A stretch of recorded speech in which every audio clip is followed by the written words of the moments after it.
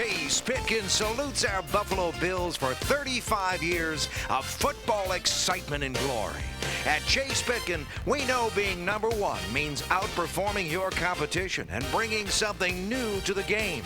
It requires unwavering dedication and loyalty to our customers, teamwork and community spirit. From all of us at Chase Pitkin to the Buffalo Bills, thank you for giving us the best you got.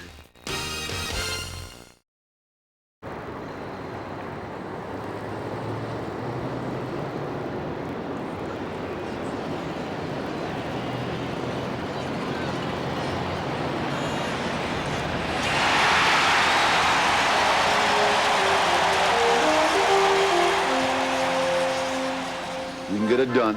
You can get it done. What's more, you gotta get it done. Demand and expect the very, very best that all our football players have. We want to play with a lot of pride, a lot of commitment. Where would you rather be? Right here? Right now. Go!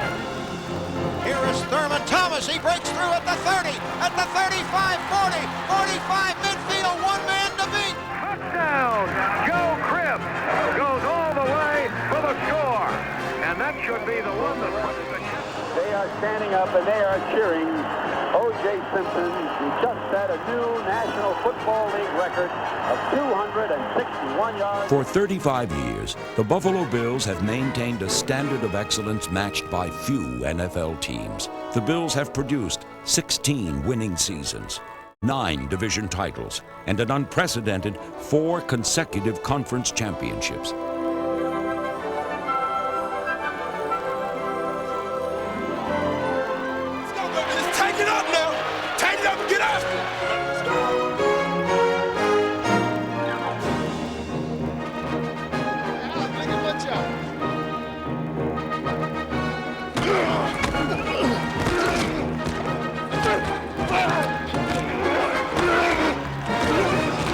As one of the AFL's founding franchises, the Bills had a humble beginning, but they persevered through years of glory, years of pain, to take their place as one of the NFL's greatest success stories. The Bills are making NFL history.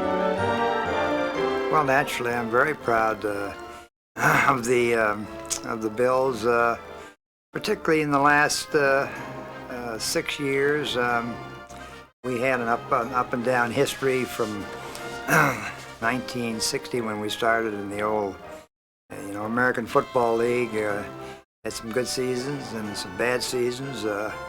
But since 88, why we've been on the upswing, and of course, naturally, it's more enjoyable. The fans in the community have been excited and given them a lot of pleasure. This is the story of a tough team, its proud town, and the 35-year journey they have taken together. It's a tale of comebacks and cliffhangers, trials and triumphs, gallant players and gutty fans, and the great moments they have shared. It is pandemonium at Rich Stadium. This crowd just wants to stand and savor the greatest moment in Buffalo sports history. Hi, I'm Steve Sable. No NFL team has achieved a level of excellence as enigmatically as the Buffalo Bills. Take their 4 straight Super Bowl appearances. Forgotten in those defeats is their accomplishment of winning an NFL record 4 consecutive conference championships. Now, even when the Bills won back-to-back AFL titles, their deeds were diminished by the perception of that league being a Mickey Mouse operation. You might say the Bills are just like the city they represent, proud, tough, always striving for respect.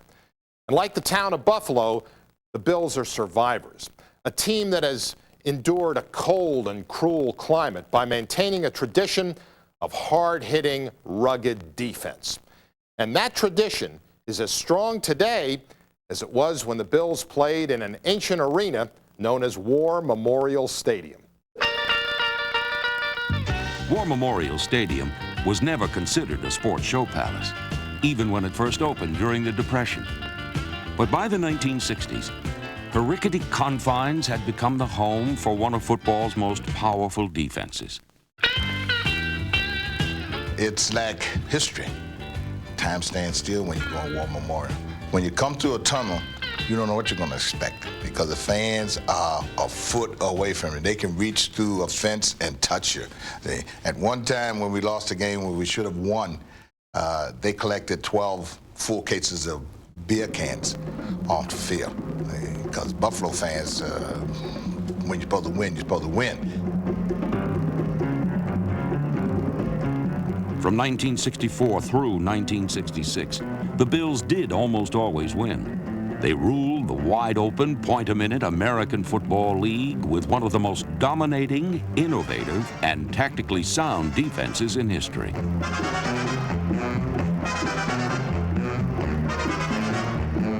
The 11 of them, and they played all the time together. That was a group that knew one another and that knew exactly what they needed to do every Sunday to be in a position to win. It was really a fine defensive football team. We played man-to-man, we played the bump and run, but most of all, we had a great rush from our defensive linemen, and it gave us a better opportunity to be able to cover wide receivers, and it gave our linemen a better chance to rush the passer, which made us a better defensive secondary. The general defensive picture was overseen by head coach Lou Saban, but its sophisticated wrinkles sprung from the fertile mind of staff assistant Joe Collier. He was a defense mastermind. He can take an offensive team and just pick it apart. He will set defense for any play whatsoever. Collier never had signals on the sideline. Harry Jacobs always called the signal. He was a quarterback. I did believe in an aggressive conservatism. Our coaches developed defenses to do the things that they wanted us to do, but they really left it up to me to call what was going to be played on the field at any time that I wanted to make the call, and I made all the calls. The Bills were masters of disguise, often lining up Jacobs, a middle linebacker, at defensive tackle. Defensive end Tom Day hovering menacingly in the gap. Or George Sames as an AFL pioneer with the safety blitz. Buffalo could take such chances because their front line was anchored by a rock named Tom Sestak. Sestak was the guy on that defense. He was a great player, extremely strong, very physical, great competitor, very intense player. Career was shortened because of a knee injury, but he was really the key guy in my mind on that defensive unit, played defensive tackle for us and was an outstanding player. The massive Sestak was assisted by linemen Ron McDole and Jim Dunaway, two behemoths who loved tackling blue plate specials as much as quarterbacks. Food was the most important thing to these guys. They had a place here in Dunkirk called Rush's, and they had lobster Dainies, which were about this size, and all you could eat for $4.95. So we all went down. Dunaway his number was 78, and McDole was 72. So they decided they were going to eat their number in lobster Dainies. But they went beyond that. I think McDole ate 90-something and Dunaway ate 80-something, whatever it was, with French fries, and then they had double butterscotch sundaes afterwards. And the guy came out and told him to get out and don't ever come back. It appeared as if the Bills had bitten off more than they could chew when they hosted the 1964 title game.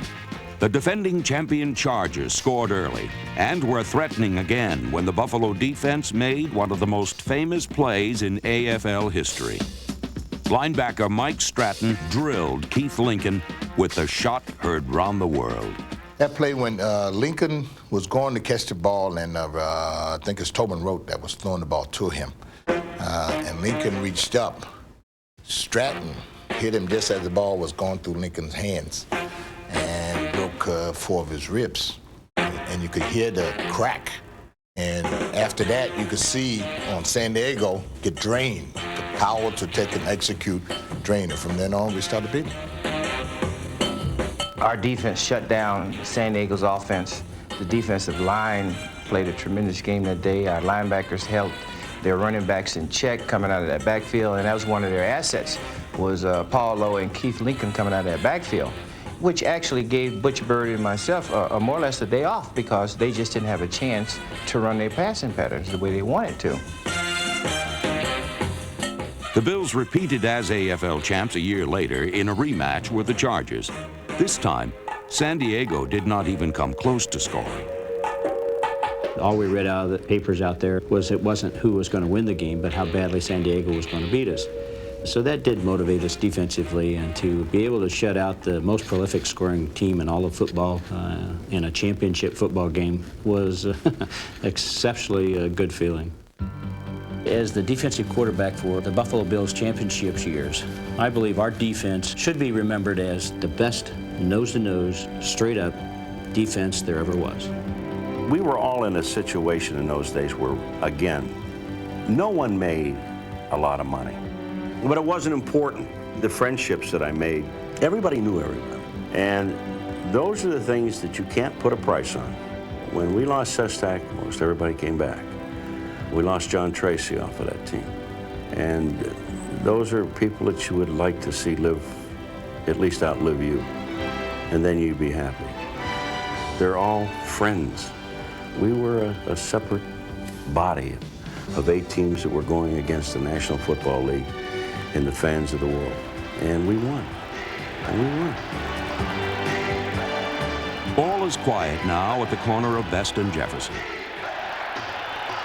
But if you listen carefully, you can hear the roar of the crowd as they cheer on the Buffalo Bills, whose tradition of defense is now carried on by a new breed of players, led by number 78, Bruce Smith.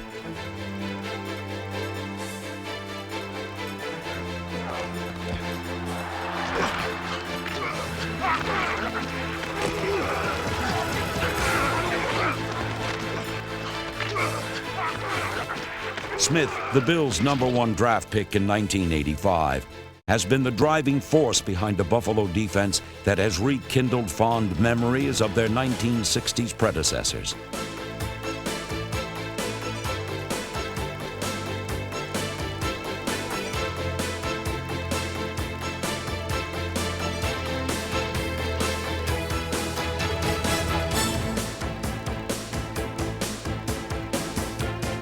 Big, strong, swift, and savvy, Bruce Smith is the all-time AFC sack leader and also a leader by example. Indeed, his spontaneous enthusiasm often lifts the level of play of his teammates, who know that it's time to start hitting when Bruce says it's hammer time. Hammer time to me is big plays on defense. You get a sack and a forced fumble. You do something to disrupt the offense. And Elway is hit and sacked. He fumbled. Bills have the ball at the 10-yard line. Bruce Smith on the blind side hit. You get on them and you pound on them. You never let them get back up. I mean, you just keep beating down on them until you can't see the head of the nail anymore. It's about an inch down into the wood, and you just keep pounding and keep pounding.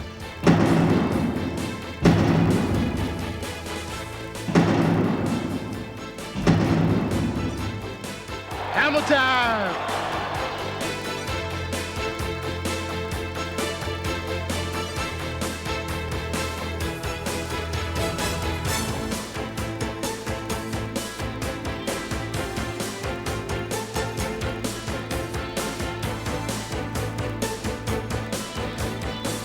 In the decade of the 90s, few NFL defenses have been more aggressive, more punishing, or more opportunistic.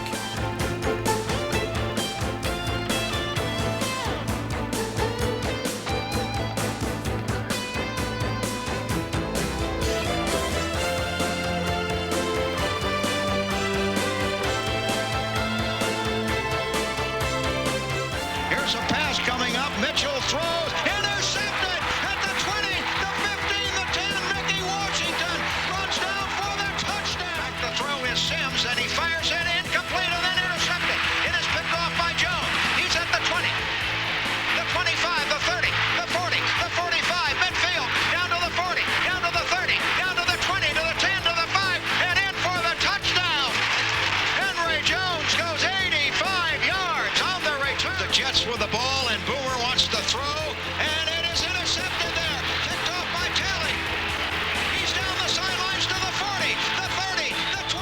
the Buffalo Bills defense of the 90s. They are an eclectic, enthusiastic, fun bunch that have kept alive the serious business of defense that first made the Buffalo Bills great.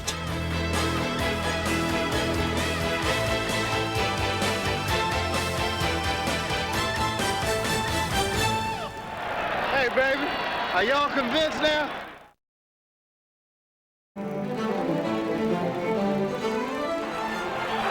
Butch Bird gathers in the ball on his own 26, gets a block from Ed Rotowski, and he's off down the sideline. Paul McGuire steamrollers John Hadel and Dave Kasturic, and Bird is in for a 74-yard touchdown.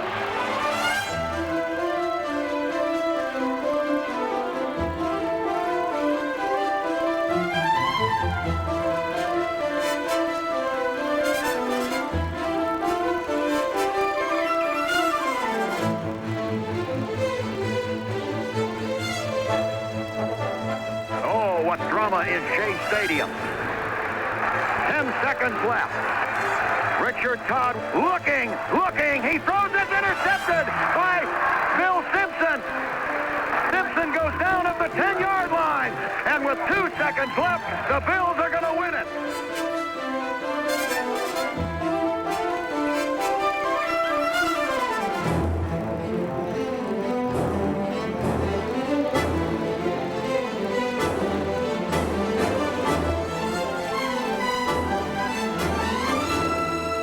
Because he can walk the walk, Bruce Smith can talk the talk. But for the most part, Buffalo's football heroes have quietly let their on-field performances speak for themselves. Certainly that's been the case with Thurman Thomas, the low-key but high-voltage superstar of the 90s. It's true, too, of O.J. Simpson, perhaps the greatest Bill of them all. And it also applies to Jack Kemp, the quarterback who quietly led Buffalo to a pair of AFL titles before he did his real talking as a member of the United States Congress. Jack Kemp traveled a long way to reach the hallowed halls of Washington. After an unsuccessful stint in the 1950s NFL, Kemp starred with the San Diego Chargers before literally stumbling his way onto Lou Saban's Buffalo Bills. He came to us with a bum hand. We stayed with him for about 6 or 7 weeks until he began to heal. But about that time, when Jack became well, the fortunes of the Buffalo Bills began to change. With their new quarterback, the Bills became winners, but Kemp, more accustomed to the wide-open style of the Chargers, occasionally disagreed with Saban's more conservative strategies. Jack Kemp as a player was at times very stubborn. I remember one game in which I insisted that he throw a particular pattern. Nothing seemed to happen. I said, Jack, do you mind if we discuss this at halftime? He says, well, fine, Coach. I'd be very happy to discuss it with you. I said, Jack, I want you to throw 52. I don't want to say it again. And he looked at me and says, but, and I picked him up.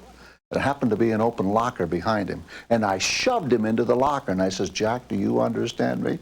He says, yes, sir, Coach, and we threw that pass in the second half. I think he must have rolled up over 100 yards just with that one particular pattern. Kemp's determination was also his greatest attribute, as the Bills would discover for 3 straight championship seasons. In '63, we lost to Boston. We got booed. And I went up to Coach Saban, and I said, Coach, next year we're going to win. And you and I are going to come out in the middle of the crowd, and we're going to have our moment in the sun. And don't forget that.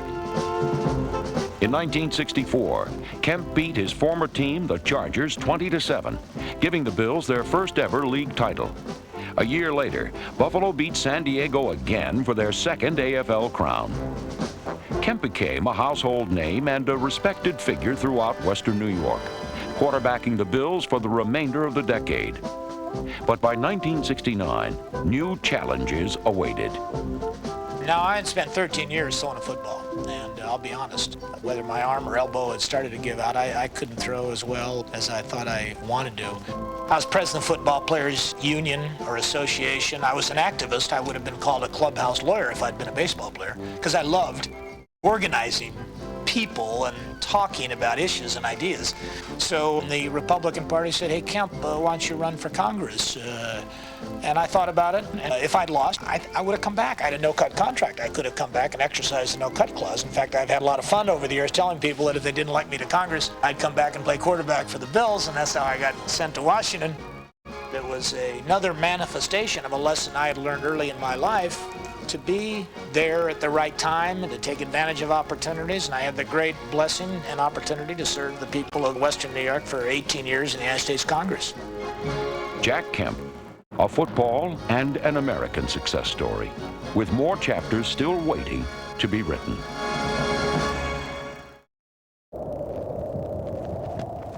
In the snow and sleet of Shea Stadium, O.J. Simpson, number 32, became the first player in history to rush for more than 2,000 yards in a single season. O.J. running left. O.J. 5 more. There it is. He did it. He did it. Yeah. I just wonder if the three of us at this moment fully realize what it has been our great privilege to watch O.J. Simpson run for 2,000 yards in one season. The records and statistics speak well, but not as eloquently as the memories. O.J. was the only player I ever played against in a Pro Bowl who, in practice, made some moves where the entire Pro Bowl squad, and this is running through plays in the Pro Bowl, stopped in awestruck, and guys said, "See what he did? I mean, can you believe what that guy just did?"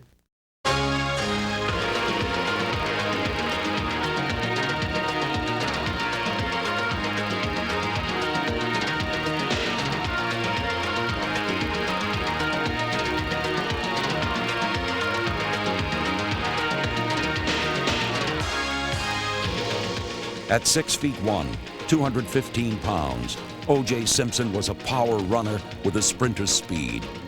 And beyond the speed, there was an instinct for the light, a sense of where the defense had become frayed and vulnerable.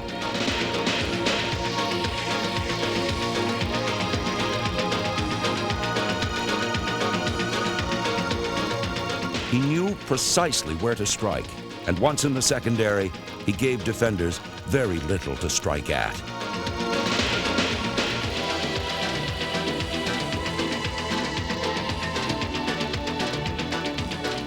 I would rather juke a guy and try to make guys miss, but I always considered myself, I carried the ball so much that I was a pretty physical ball player also. I mean, I ran inside a lot. And normally what you would do is, early in the game, you'd pick out a DB, especially an undersized DB, and you'd bone him a few times, but bone him once or twice. What that would do is make it a little easier to juke him later on. There was always muscle behind Simpson's magic. He took great pride in his stamina and strength as a runner, and even claimed some knockouts as a blocker. I knocked out Bubba Smith. Bubba, I didn't want to tell this story. I knocked out Bubba in the game, but Bubba gave me a different story about it, but I knocked out Bubba in the game. What happened was I was on an outside move, and I dipped inside to get the tackle off of me, and when I came back outside, I ran into his forearm. You know, I mean, it wasn't like he was trying to throw something. I mean, O.J. has never blocked nobody in his life. And I told Ted Hendricks, I said, if they run a sweep your way, hold him. I'll be a tenth of a second behind him. Just hold him up. I want to get a shot at him. He came back in the game, you know, about, oh, I guess the next series. I'm going to get you, boy. I'm going to get you. So the rest of the game, I'm running from Bubba.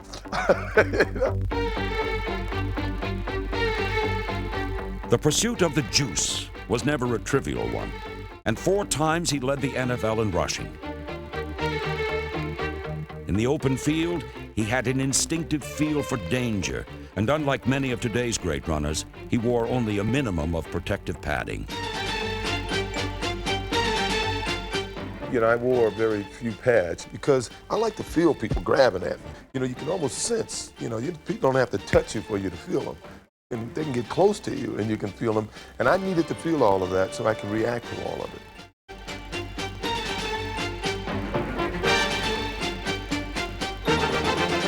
You develop a sense of yourself a sense of total control. At that point, you think you can whip everybody on the field. I think I'm the toughest guy on the field. He got our fastest guy, Lamar Parrish, one-on-one. And made poor Lamar, you know, look like he was just standing there. And Lamar even came back to the huddle kind of giggling, looked at us and said, you know, what do you guys expect?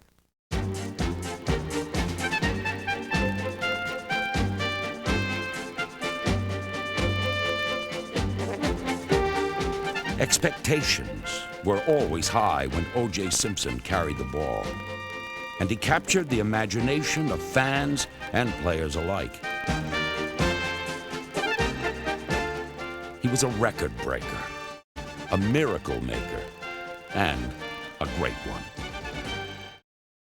Like O.J. Simpson, Thurman Thomas came to the Buffalo Bills with a vast array of talents and quickly emerged as one of the dominant offensive performers of his era. And what has become habit, Thurman Thomas is annually among league leaders in a multitude of offensive categories.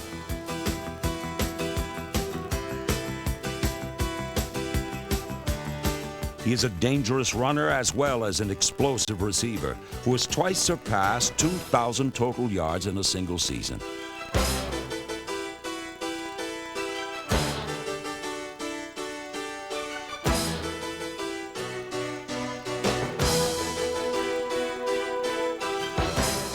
He has, in my mind, the single most important quality of a great running back, and that is balance.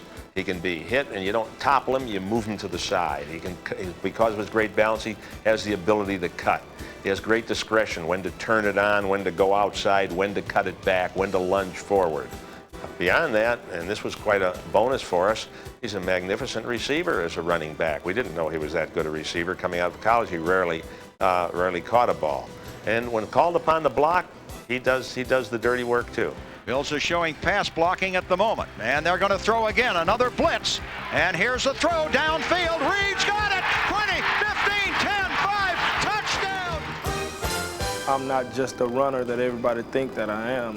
You know, you have a lot of running backs who can just run the football, and that's just about all they can do. I like to expand my game, and expanding my game is blocking or when I have to pick up blitz, and also pass receiving.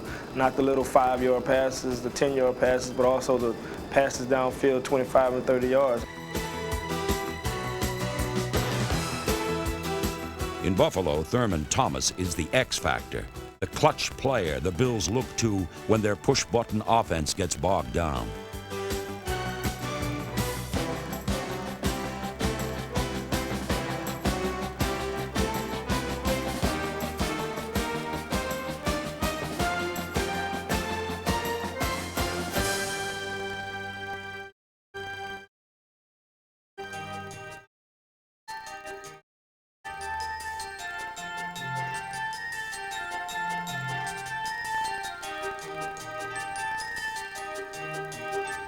Indeed, in a 1989 playoff in Cleveland, Thomas tied an all-time postseason record with 13 receptions. In the 1990 playoffs, he gained over 100 yards rushing in victories over the Dolphins and Raiders before his spectacular effort against the New York Giants that rates among the greatest in Super Bowl history.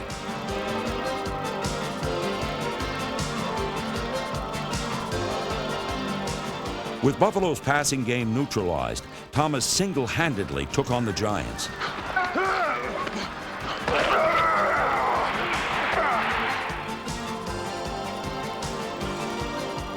Thomas gained 190 total yards in an heroic performance that would have earned him the Super Bowl MVP award had Scott Norwood's kick not sailed wide of the mark.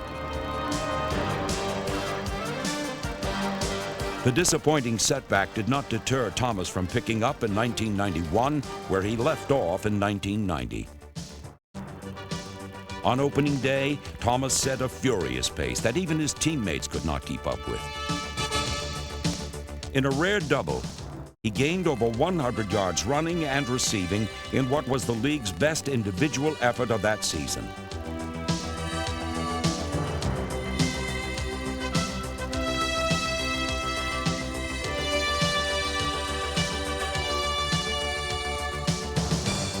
Since that opening day, Thomas has not let up. Consequently, neither have the Bills. As he shatters record after record, it's not premature to compare Thomas to some of the game's all-time greats. Consider that in his first 4 years, he has rushed for nearly 2,000 more yards than O.J. Simpson did in similar time. And by leading the league in all-purpose yards 3 times in a row, he accomplished a feat not seen since Gale Sayers did it in the 1960s. In the end, Thomas's place in NFL history is still to be determined, but make no mistake about his current role. He is one of the NFL's finest overall players, something that did not take Don Shula very long to surmise when asked that very question. There's one that jumps out at me without any prolonged thought, and that's Thurman Thomas. This is a player that can do it all.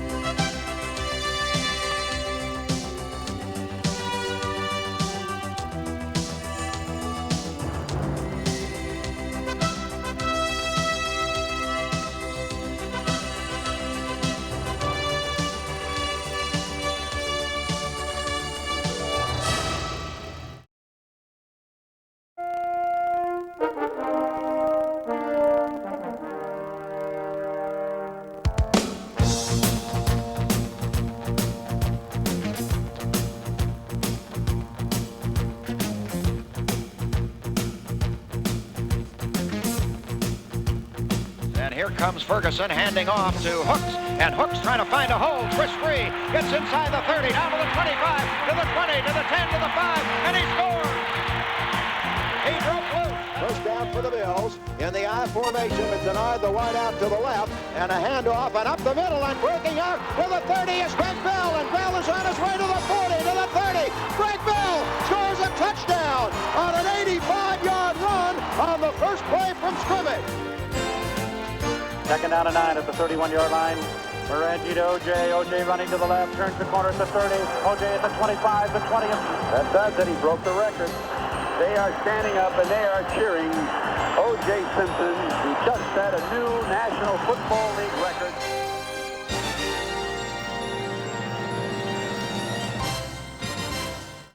After O.J. Simpson's departure, the fortunes of the Bills declined, but their ability to entertain remained undiminished.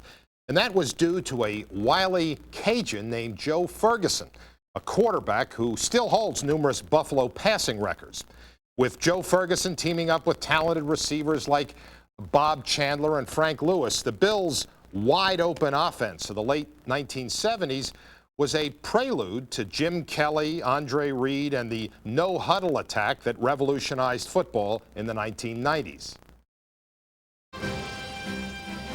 Joe Ferguson was drafted by the Bills in 1973 and immediately matured when he was quickly installed as a starter. For the next 10 years, Ferguson was the field leader of an exciting offense that kept the Bills competitive in an era when their overall on-field performance was inconsistent. The Louisiana-bred Ferguson was a gutsy, hard-nosed player, a throwback to a time when quarterbacks succeeded by improvisation and imagination.